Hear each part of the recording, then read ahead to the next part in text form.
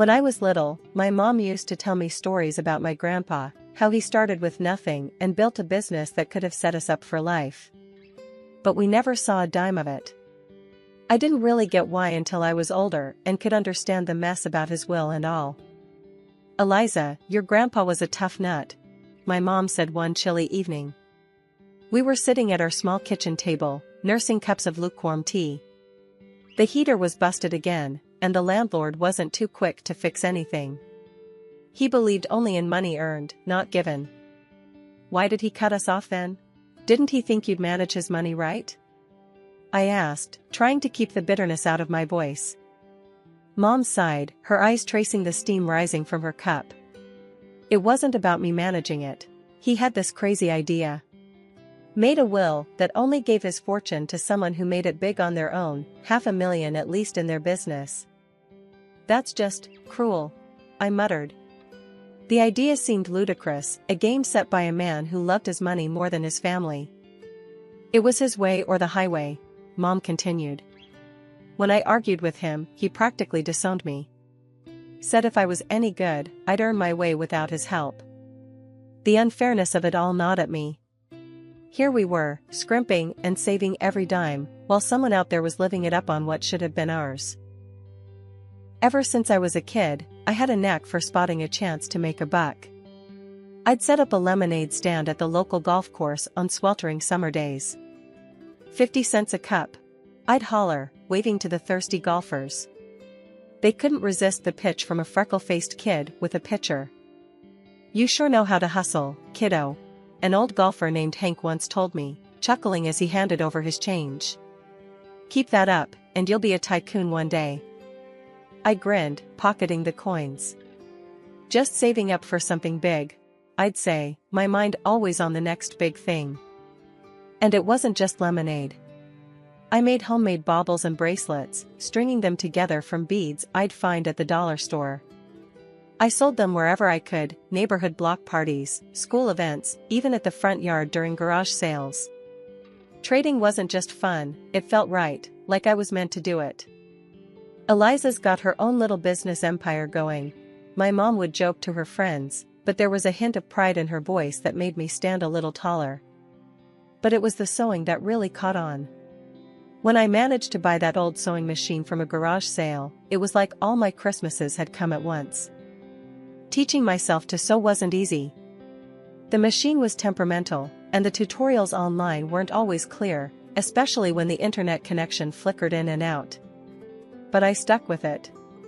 Soon, I was turning drab thrift store finds into trendy outfits. "Eliza, is that the same shirt you wore last week?" Sarah sneered one day as she caught me at my locker. "Looks different." "Yep, gave it a little makeover," I said casually, slamming my locker shut. "You should try it sometime, might improve your attitude." She scoffed and strutted away, but a couple of other girls lingered. "That was really cool what you did with your shirt. Could you do mine?" one of them asked, a shy smile playing on her lips.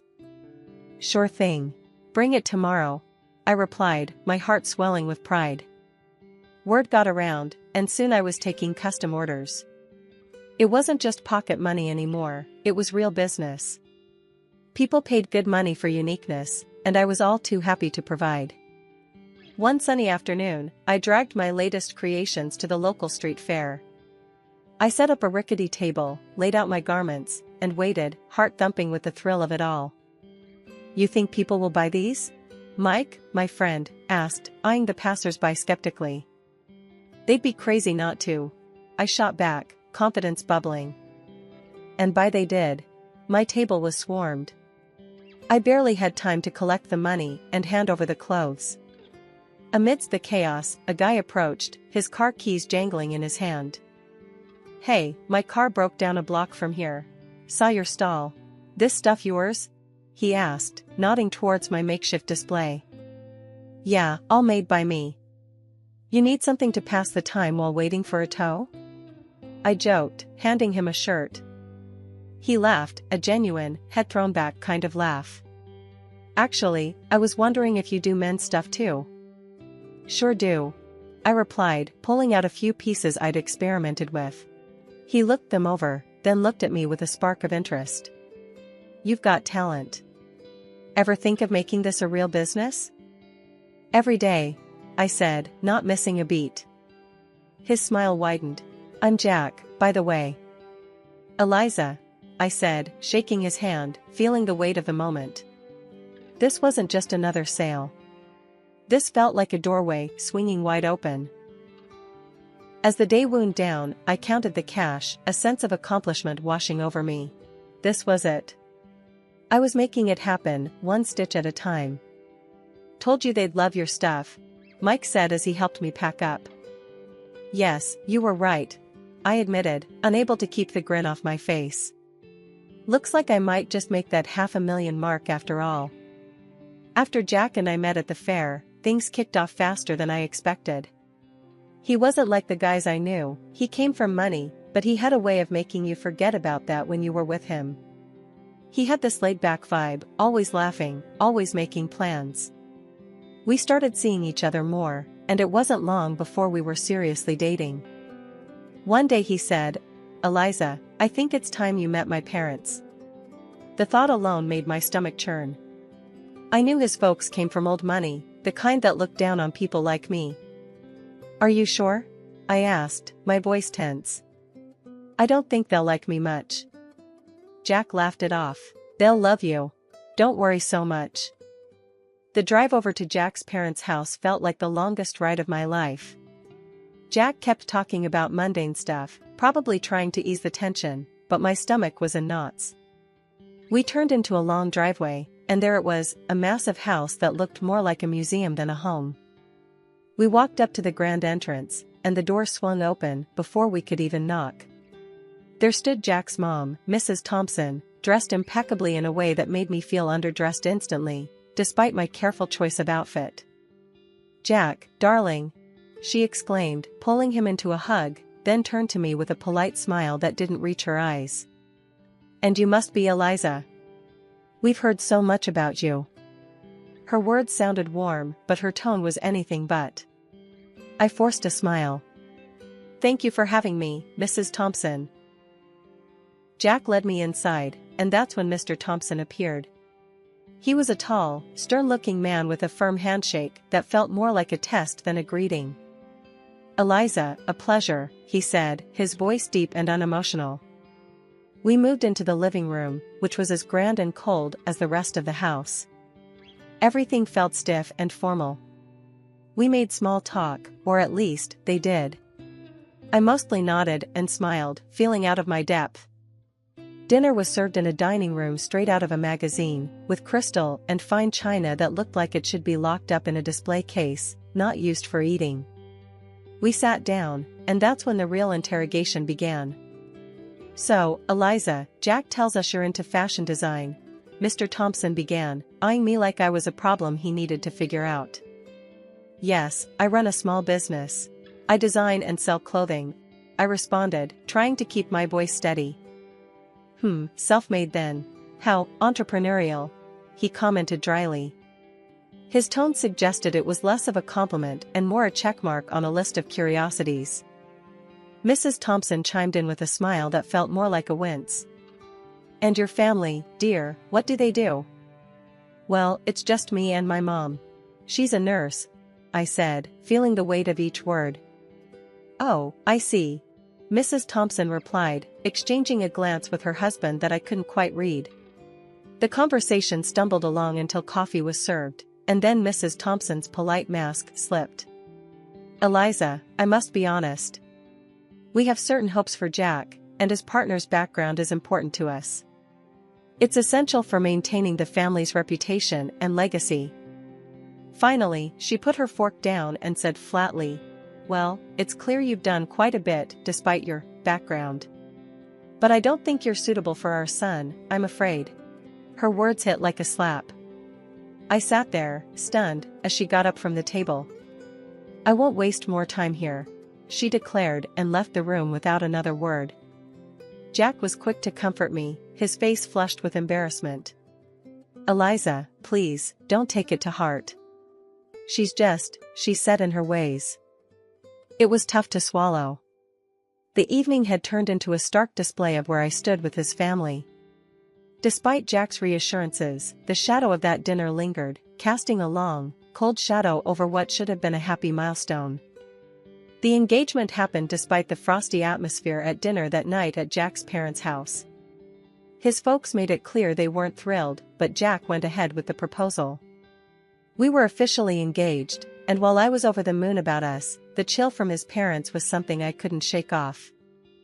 A few weeks after our engagement, I got a call from Mrs. Thompson, Jack's mom. Her voice was formal, icy. "Eliza, I'd like you to come over. We need to discuss something important." When I arrived, both of Jack's parents were waiting.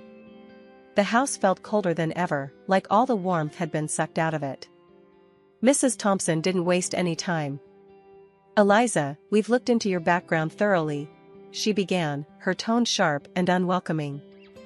Mr. Thompson nodded, his face stern. "It's clear you come from a very different world than ours."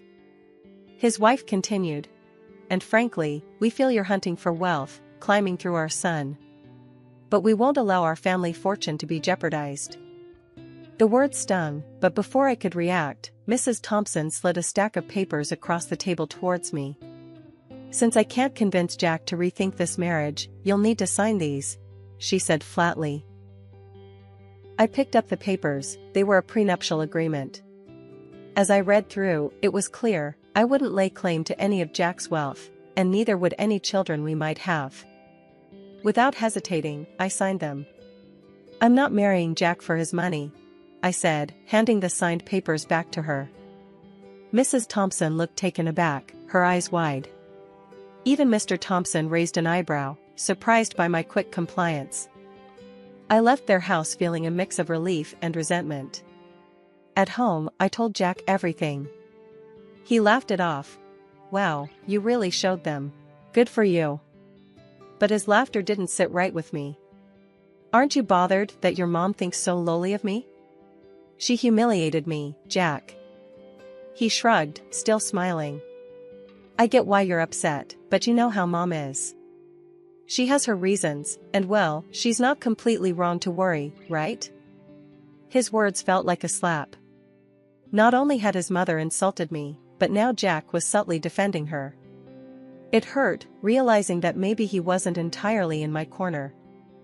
A year after our engagement, as the wedding drew closer, my life was a whirlwind of excitement and stress.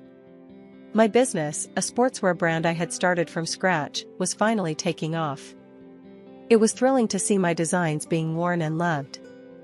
I had built a small capital, enough to expand and take on bigger challenges. As for the wedding, I wanted something simple, intimate. But Jack had other ideas. He dreamed of a lavish celebration. "Eliza, we're only doing this once. Let's make it big," he'd say with that grin that made it hard to argue. So, I agreed, and we planned a grand event. I found myself splitting the bill for a grand venue, exquisite catering, and a band that could keep our guests dancing all night. I managed to snag some deals, haggling discounts wherever I could. Old habits die hard. The wedding day was perfect, at least on the surface. Our guests seemed to have the time of their lives, and Jack and I couldn't stop smiling. We were floating, caught up in a bubble of joy. But not everyone was caught up in the festivity. Throughout the evening, I caught Jack's parents whispering, their faces pinched with disapproval. His mother, ever the social butterfly, floated around the room, dropping hints about her worries that I was after their family wealth. I overheard her telling a group of relatives, "It's all very extravagant, isn't it? I just hope she understands the value of money, not just spending it." Her voice was loud enough to carry, and her words stung more than I expected. After the wedding, things didn't settle down. Jack's mom posted on social media, lamenting that Jack had married someone like me. She wrote about her fear of losing her son to a woman who, in her eyes, wasn't worthy. Reading those words hurt. I felt my throat tighten and my eyes burn, not just with sadness, but with frustration. I tried to talk to Jack about it. "Your mom's posts, they're really harsh. Can you talk to them? They don't even know about the business, how well it's doing." Jack sighed, his face troubled. Eliza, I know it's tough, but let's not rock the boat, okay? My parents, it's just how they are. But they think I'm some gold digger, Jack. They don't see that I don't need their money. He pulled me close, his voice soothing. I know. But let's just ignore it for now. They'll come around. They just need time to see what I see. I nodded, not convinced, but exhausted from the argument. I agreed to let it go, not because I thought he was right, but because I was too tired to fight. It was easier to focus on my business, pouring my energy into something positive, something that was mine. Despite the personal turmoil, my business kept growing. Orders poured in, and my brand gained a following. I was doing interviews, photo shoots, and even talking about partnerships. My days were packed, and I thrived on the hustle. The evening of the charity dinner arrived, and it was held at a swanky hotel downtown. The event was all about supporting sports programs for kids and teenagers. As the main costume designer, I had decided on a blue and white theme that matched not just the decor, but some of the latest pieces from my sportswear line. Jack and I walked into the grand hall, a room buzzing with well-dressed guests and shimmering lights. I was nervous, but excited to see my designs showcased in such a grand setting. That excitement quickly soured when we spotted his parents across the room. Their cold stares cut right through the warmth of the bustling crowd. Jack noticed but said nothing, and their blatant disregard stung me deeply, but I bit my lip and kept walking. As guests began to arrive, I circulated the room, chatting and networking. Jack was by my side, his usual charming self, but I could tell he was a bit overwhelmed by the scale of the event. "You're really pulling out all the stops, huh?" Jack commented as we watched the crowd from a distance. "Go big or go home, right?" I replied with a wink. "Eliza, you've outdone yourself," a familiar voice said from behind me. Turning around, I saw a local sports celebrity who'd worn my designs before. "These uniforms are fantastic." "Thanks so much. Enjoy the evening," I smiled, handing them a business card. "Let's catch up soon." The event was buzzing, the atmosphere electric with enthusiasm and goodwill. Then, the moment of truth arrived. The host took to the stage to thank the sponsors, and my heart raced as he started to speak. We hadn't been seated long when the evening's presenter took the stage to kick off the event. The atmosphere was lively, filled with applause and cheer until it came time to thank the sponsors. My heart raced with pride and anxiety as my name was announced as one of the main contributors. I'd like to extend a special thank you to Eliza, whose generous donation of over $300,000 made tonight possible. The presenter boomed through the microphone. The room erupted in applause, but it was abruptly pierced by a shriek from Mrs. Thompson, Jack's mother. "Absolutely not," she screamed, drawing the room into a shocked silence. She demanded a microphone, and once it was handed to her, she didn't hesitate. "This is preposterous. Eliza couldn't possibly afford this.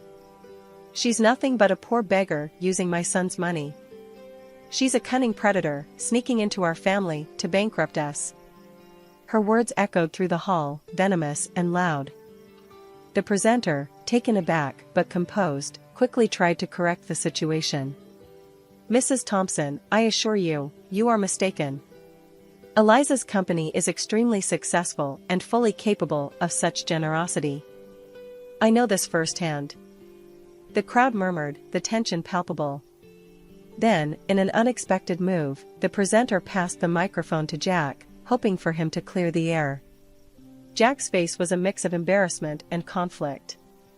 He glanced at his parents, then at me, his voice barely a whisper as he spoke into the mic. "I have nothing to say," and with that, he walked over to his parents, leaving me standing alone amidst a sea of whispers. The weight of the moment settled heavy on my shoulders. I felt exposed and humiliated, not just by the accusations, but by Jack's refusal to defend me, to affirm the truth about my success. The pride I had felt in my contribution was tarnished, overshadowed by the drama unfolding around me. Stepping into the spotlight, I approached the microphone, my heart pounding, but my resolve clear. Good evening, everyone. Thank you for being here tonight. I started, my voice steady, despite the tumult of emotions. Tonight, I'd like to share something very personal about my journey. The room fell silent, all attention on me. I started as a street entrepreneur, not just to make ends meet, but driven by a dream. That dream led to the creation of a sportswear brand that many of you know now. Pausing, I looked around, meeting the eyes of young athletes and seasoned businessmen alike. When my company's profits hit $500,000, I fulfilled a promise to a very special person, my grandfather. I continued, my voice growing stronger.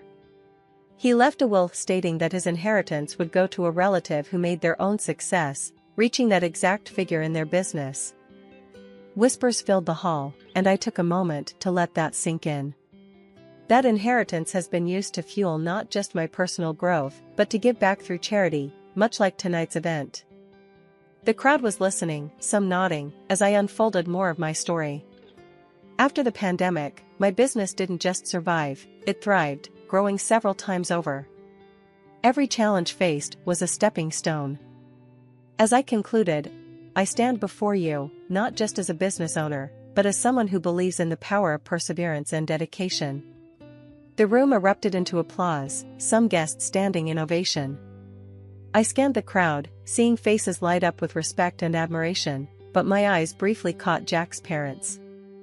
Their expressions, once haughty, now showed disbelief and embarrassment. They quietly exited the hotel. Jack, looking equally shaken, tried to approach me, muttering an apology. Eliza, I just shook my head and walked past him, my emotions a mix of triumph and heartache. I needed space, not just from the evening's drama, but from everything. I decided to stay at the hotel that night, alone with my thoughts. Later, as I sat in the quiet of my hotel room, my phone rang. It was Mom. Her voice was thick with emotion. Honey, I saw everything. I just want you to know how proud I am.